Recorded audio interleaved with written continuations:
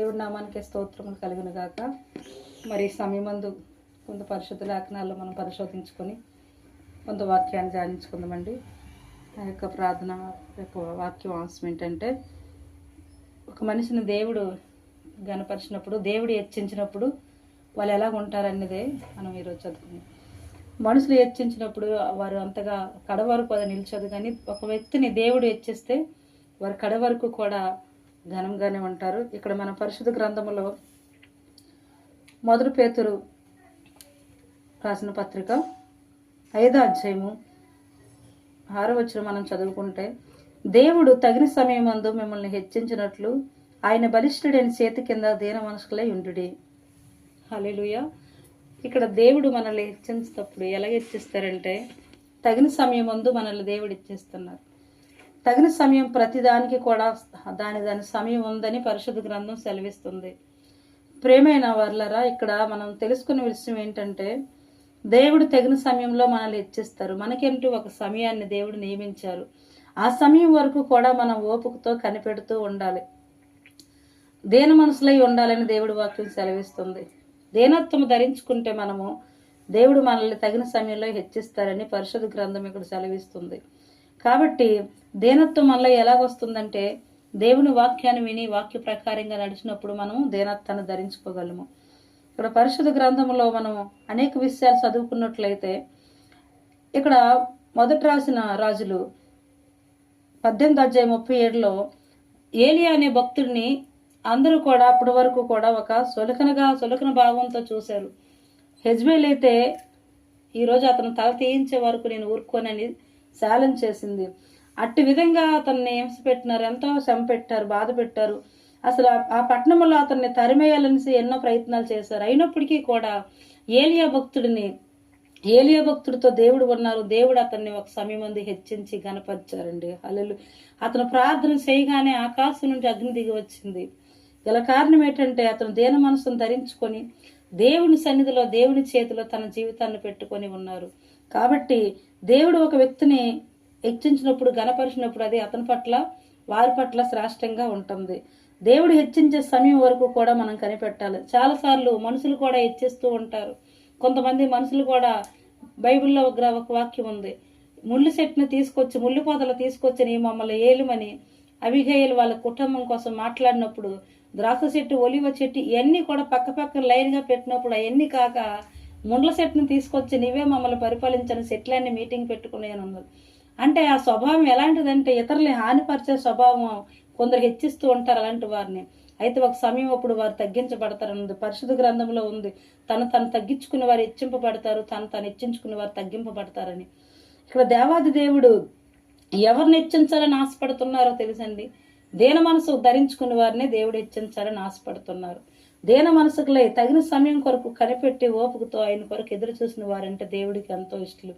మనం ఇక్కడ ఆదికాండంలో కూడా చూసుకున్నట్లయితే, ఆదికాండము 40వ అధ్యాయం 22లో యేసేపు భక్తుల కొరకు మనం అక్కడ చూస్తున్నామండి. యేసేపు జీవితం ఎలాంటిది, ఒక శ్రేష్టమైన జీవితం తను జీవించారు.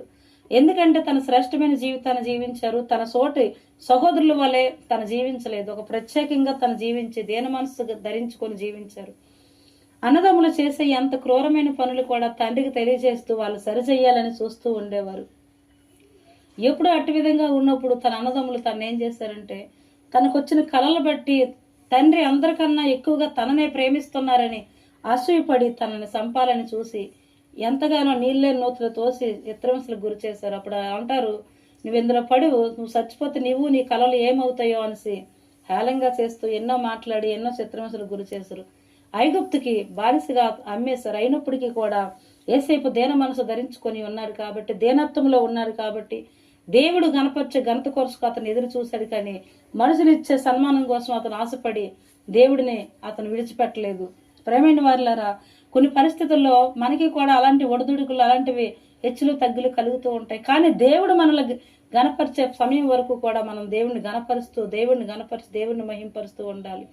మన జీవితము దేవుని కొరకు జీవించాలి, దేవుని కొరకు బ్రతకాలి. ఎప్పుడైతే మనం దేవుని సన్నిధానంలో మనము భయభక్తులు కలిగి ఉంటామో దేవుడు మనకి అటువంటి భాగ్యాన్ని ఇస్తారు.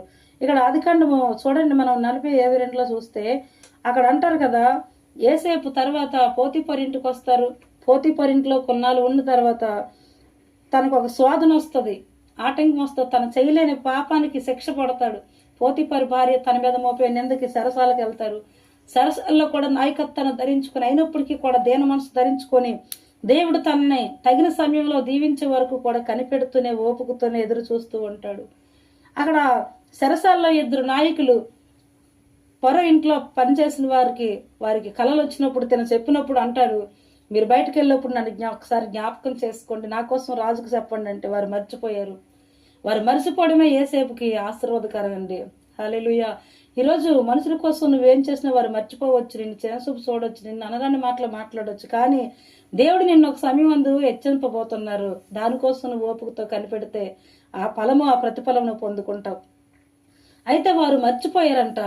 ఏసేపు అన్నారు, నన్ను ఒక్కసారి మీరు బయటకు వెళ్ళినప్పుడు జ్ఞాపకం చేసుకోండి అంటే వారు ఏం చేశారు? ఏసేపుని బయటకు వచ్చాక అతను ఆ ప్రాణధారకుడు మర్చిపోయాడంట.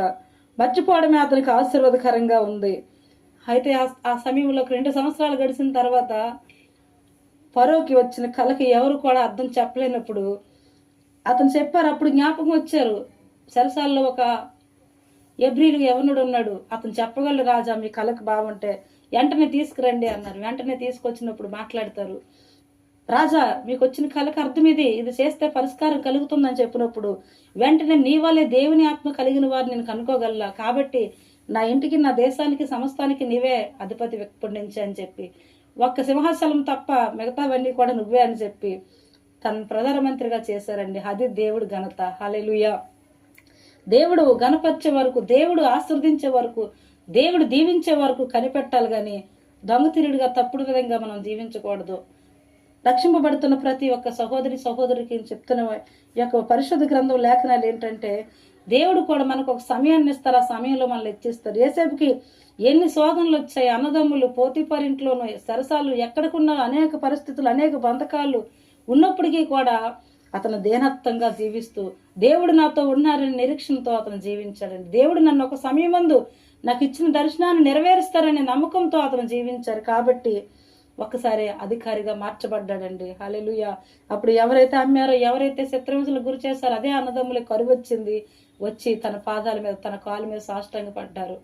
గల కారణం ఏంటంటే అతను ఓపుకతో కనిపెట్టేటప్పుడు వరకు కూడా దేవుడిచ్చే ఘనత మన పట్ల శ్రేష్టంగా ఉంటుంది. దేవుడు మనల్ని ఘనపరిచినప్పుడు, దేవుడు మనకి మేలు చేసినప్పుడు అది మన పట్ల శ్రేష్టంగా ఉంటుందండి. యేసేపు నట్టు విధంగా దేవుడు హెచ్చించడానికి గల కారణం ఏంటంటే యేసేపు ధరించుకుంటున్న దేనత్వము, యేసేపు కలిగిన విశ్వాసము, నమ్మకము. ప్రతి విషయంలో కూడా పాపం చేయడానికి అక్కడ అవకాశం వచ్చినప్పటికీ కూడా అతను చేయక పారిపోయాడు. నింద వస్తుంది, శ్రమ వస్తుంది, ప్రాణం పోతుందని తెలిసి కూడా ప్రతి విషయంలో కూడా దేవుడిని ముందు పెట్టినట్టుగా మనం చూస్తూ ఉంటామండి. ఏం జరిగినా, ఏ పరిస్థితులు గుండా ఎల్లప్పటికీ కూడా దేవుడి కొరకే, తనకు కుమారులు పుట్టినప్పటికీ కూడా దేవుడి కృప వల్లే నాకు ఇది కలిగింది కానీ నా గొప్పతనం కాదు అని అన్నారండి. మనం ఎప్పుడైతే దేవుని గణపరుస్తామో దేవుడు మనల్ని గణపరుస్తారు. హల్లెలూయా. యేసేపు పట్ల దేవుడు అంత కార్యాన్ని చేస్తున్నారు. ఇంకొక వ్యక్తిని మనం చూసుకున్నట్లయితే బైబిల్లో చూడండి, ఎస్తేరు గ్రంథంలో చక్కటి వాక్యాన్ని మనం చదివినట్లయితే చూడండి, ఎస్తేరు గ్రంథము 6వ అధ్యాయం 3వ వచనంలో, రాజు ఆ సంగతి విని ఇందు నిమిత్తము మొర్దెకైకి బహుమతి ఏదైనా, ఘనత ఏదైనా చేయబడినా అని అడగగా రాజు సేవకులు అతనికి ఏమీ చేయబడలేదని ప్రత్యుత్తరం ఇచ్చిరి. హల్లెలూయా. ఇక్కడ మనం ఈ సామ్రాజ్యం కొరకు మనం చూసుకున్నట్లయితే ఇక్కడ మొర్దెకై అనే ఒక పరిశుద్ధుడి కోసం మనం ఇక్కడ చూస్తున్నాము. అతను చాలా పరిశుద్ధుడు, దేవుడి కొరకు జీవించిన వ్యక్తి, దేవుడు అంటే చాలా ప్రాణం పెట్టిన వ్యక్తిగా ఉన్నాడు. అక్కడ బానిసలుగా వెళ్ళినప్పటికీ కూడా దేవుడిని విడిచిపెట్టలేదు ఈ మొర్దెకై రాజు ప్రాణాలు కాపాడినప్పుడు అంట అతనికి బహుమతి కానీ ఏది కానీ ఇవ్వడం జరగలేదంట. జరగలేనప్పుడు రాజు ఆ రాత్రి నిద్ర పట్టక ఆ గ్రంథం చదివినప్పుడు తన ప్రాణాలు మొర్దెకై అనే ఒక వ్యక్తి కాపాడారని తెలిసి తన సేవకులు అడిగినప్పుడు రాజా అతన్ని ఏది బహుమానం ఇవ్వలేదని చెప్పినప్పుడు అతను ఇంకా చాలా నొచ్చుకొని బాధపడ్డాడు. అదేంటి, నా ప్రాణాలు కాపాడిన అతనికి మీరు బహుమతి ఇవ్వరా? అయితే నేను అతను సన్మానిస్తానని తీసుకొచ్చి ఎవరైతే శత్రువైన హామాను, ఎవరైతే వారి మీద కుట్ర పొంగాడు, ఎవరైతే కుట్ర చేస్తున్నాడో అతని దగ్గరే ఈ మొర్దెకైని హెచ్చించారండి. హల్లెలూయా. దేవుడు తగిన సమయం ముందు మనల్ని హెచ్చిస్తారు కాబట్టి దాని వరకు, ఆ సమయం వరకు కూడా ఓపికతో మనం కనిపెట్టినప్పుడు దేవుడు మన పట్ల దాచిపెడుతున్న ఘనత, ఆశీర్వాదం శ్రేష్టమైనదని బైబిల్ సెలవిస్తుంది. అతను అవమానం గుండా వెళ్ళవలసి వచ్చింది. ఆ యొక్క సామ్రాజ్యంలో ఉన్నంత కాలము కూడా ఎన్నో నిందలు, ఎన్నో శ్రమలు, వాళ్ళ ప్రాణాలు కూడా తీసిన పరిస్థితుల్లో ఉన్నప్పటికీ కూడా వారు దేవుని విడిచిపెట్టలేదు. దేవుని గణపరుస్తూనే వారు ఉన్నారు. కాబట్టే దేవుడు వారిని గణపరిచాడు. ఈ మొర్దెకై చివరికి మన ఎస్తేరు గ్రంథం అంతా చదివి లాస్ట్కి వచ్చినప్పటికీ ఈ మొర్దెకై వాళ్ళకు ప్రధానమంత్రిగా అక్కడ నియమించబడ్డారండి. హల్లెలూయా. దేవుడు చేస్తున్న కార్యాలు ఎలా ఉంటాయంటే, మనం ఎప్పుడైతే దేవుణ్ణి గణపరుస్తామో దేవుడు మనల్ని గణపరుస్తారు. ఏం జరిగినా, ఏం కలిగినా మొదట ప్రథమ స్థానం దేవుడికి మనం ఇచ్చినప్పుడు దేవుడు కూడా అన్ని విషయంలో మనకి ప్రథమ స్థానాన్ని ఇస్తూ ఉంటారండి. ప్రేమైన వారులారా, మనకు మనమే హెచ్చించుకోవడం, మనకు మనమే ఘనత తెచ్చుకోవాలని అనుకుంటూ మనం ప్రయాణిస్తే అది ఎంత మాత్రం ప్రయోజనం కాదు. కానీ దేవుడు మనల్ని హెచ్చించినప్పుడు, దేవుడు మనల్ని గణపరిచినప్పుడు అది మన పట్ల శ్రేష్టంగా ఉంటుందండి. ఆ శ్రేష్టమైన దాని నుంచి ఎవరు కూడా మన నుంచి వేరు చేయలేరు. అది దేవుడిచ్చింది కాబట్టి మనకు అది స్థిరంగా ఉంటుంది. కాబట్టి తగిన సమయం కొరకు మనం ఎదురు చూస్తూ ఉండాలి. ఆ సమయం కొరకు మనం కనిపెట్టాలి. దేవుడు కనిపెట్టి ఆయన సన్నిధిలో ప్రార్థన చేసినప్పుడు దేవుడు మనకు సమస్తము ఇవ్వగల సమర్థులు. ఇంకొకరు మనం చూసుకున్నట్లయితే చూడండి, సమూయేలు గ్రంథంలో కూడా దావీదు కొరకు తన అన్నదమ్ములు ఎంత సులకనగా చూసి ఎంతగా హీనంగా మాట్లాడినప్పటికీ కూడా దావీదు దేవుడి నిత్యము గణపరిచేవారు. కాబట్టే దేవుడు దావీదుని గణపరిచారు. ఇక్కడ మొదటి సమూయేలు గ్రంథము 16వ అధ్యాయము 11వ వచనం నుంచి మనం చదువుకున్నట్లయితే ఇక్కడ చూడండి, నీ కుమారులందరూ ఇక్కడ ఉన్నారా అని యెష్షయిని అడగగా అతడు, ఇంకనో కడసారి వాడు ఒకడు ఉన్నాడు, అయితే వాడు గొర్రెలను కాయుచున్నాడని చెప్పును. అందుకు సమూయేలు, నీవు వాడిని పిలవనంపించుము, అతను ఇక్కడికి వచ్చే వరకు మనం ఇక్కడే కూర్చుందామని యెష్షయితో చెప్పగా, ఇక్కడ సమూయేలు భక్తుడు యెష్షయి ఇంటికి వచ్చారు. ఎందుకంటే వాళ్ళ కుమారుల్లో ఒకరిని రాజుగా అభిషేకించాలని దేవుడు చెప్పారు అతనికి. దేవుడు అతనికి చెప్పినప్పుడు తన తైలంతో తన కొమ్ములో తైలం నింపుకొని ఎక్కడికండి వచ్చారు? యెష్షయి ఇంటికి వచ్చారు. యెష్షయి ఇంటికి వచ్చినప్పుడు యెష్షయి చాలా ఆనందపడ్డాడు. అయ్యో, నా కుమారుల్లో ఒకరిని రాజుగా అభిషేకిస్తున్నారు, దైవజనుడు మా ఇంటికి వచ్చారని ఎంతో ప్రేమించి ఎంతో సంతోషంతో ఉంటూ మిగతా సహోదరులందరినీ కూడా తీసుకొచ్చారు. వాళ్ళందరినీ శుభ్రంగా శుద్ధి చేయించాడు, కూర్చోబెట్టాడు. అయితే దావీదుని పిలవలేదు. దావీదు గొర్రెలు కాసుకుంటున్నాడు. అందరి కొడుకుల్ని పిలవకన్నా అతను విడిచిపెట్టారు. విడిచిపెట్టినప్పుడు అక్కడ ఏం జరిగిందంటే, ఈ యొక్క సమూయేలు భక్తుడు అంటాడు, అదేంటి నీ కొడుకులందరూ ఇక్కడే ఉన్నారా అంటే, అందరు ఇక్కడే ఉన్నారయ్యా. ఎవరిని చూసినా, ఎలియాబుని చూసినప్పుడు అబ్బాయి ఇతను చాలా ఎత్తుగా ఉన్నాడు, అందంగా ఉన్నాడు, రాజు అయితే ఇతడే బాగుంటాడంటే అతని హృదయంలో దేవుడు లేరని దేవుడు వద్దనిసారండి. హల్లెలూయా. దేవుని స్తుతించిన వారు, దేవుడిని ఆరాధించేవారు, దేవుని గణపరిచిన వారు హృదయంలో నిత్యము దేవుని యొక్క ఆత్మ కలిగి ఉంటారు. కాబట్టి అతనే నాకు స్థిరమైన శ్రేష్టమైన బిడ్డ అనేసి దేవుడు చెప్పారండి. ఆ గొర్రెల కాపరిగా ఉండే దావీదుని వారు పిలవకన్నా విడిచిపెట్టినప్పుడు ఇతను అన్నారు, ఇంతైనా నీ కుమారులు అందరూ ఇక్కడ ఉన్నారు, వీళ్ళందరినీ కాదంటున్నారు దేవుడు రాజుగా అభిషేకించమని, నీకు ఇంతైనా కొడుకులున్నారంటే కనీసం అతని కోసం గొప్పగా చెప్పుకోవడానికి తండ్రి అయినా అన్నదమ్ములైనా చెప్పుకోలేదండి. వారు ఒకవేళ గణపరిస్తే ఆ ఘనత అతనికి శ్రేష్టంగా ఉండదు. కానీ దేవుడు అతన్ని గణపరిచారు కాబట్టే అతను రాజుగా మార్చబడ్డారండి. వెంటనే పిలిపించమని కూర్చున్నారు. గొర్రెల్లో నుంచి వస్తున్న దావీదు తన యొక్క పైరూపము, తన సమస్తాన్ని కూడా లక్ష్య పెట్టలేదు. దేవుడు అంతరంగానే లక్ష్య పెట్టే దేవుడు. వెంటనే అతని సహోదరుల దగ్గర అతను చూసి అభిషేకించారంటండి. నాడు నుండి దేవుని ఆత్మ దావీదుపై బలంగా వచ్చింది. బలమైన కార్యాలు దేవుడి కొరకు చేశారు. దేవుడు అతన్ని గణపరిచారు. దేవుడు అతన్ని ప్రేమించారు. దేవుడు అతన్ని హెచ్చించారు. ఈరోజు మనము కూడా దేవుని యొక్క చేతుల కింద దేన మనసు గలవారై ఉన్నప్పుడు దేవుడు తగిన సమయంలో మనల్ని హెచ్చించబోతున్నారు. దేవుడు మన పట్ల గొప్ప కార్యం చేయబడుతున్నారు. మనుషులు చేసే ఘనతలు, మనుషులు చూసేసేసి మనం ఇదే ఘనతేమో, ఇదే గొప్పేమని అనుకోవద్దు. దేవుడు మనల్ని హెచ్చించే వరకు ఓపికతో కనిపెడదామండి.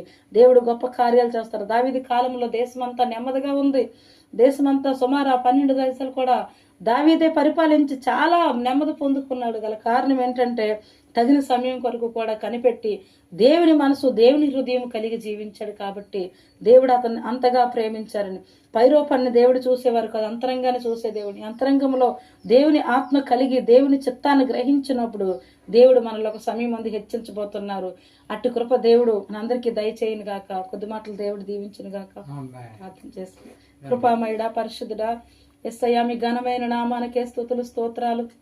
ఇంకో నాయనా, మీ వర్తమానం వింటున్న ప్రతి ఒక్క హృదయాల్లో నీరు కట్టి ఫలింప చేసి నాయనా, మరి మీరు దయచేసే కృప కొరకు ఓపికతో కనిపెట్టే భాగ్యాన్ని మన యేసయ్య నామములు పెట్టి అడుగుచున్నాను తండ్రి.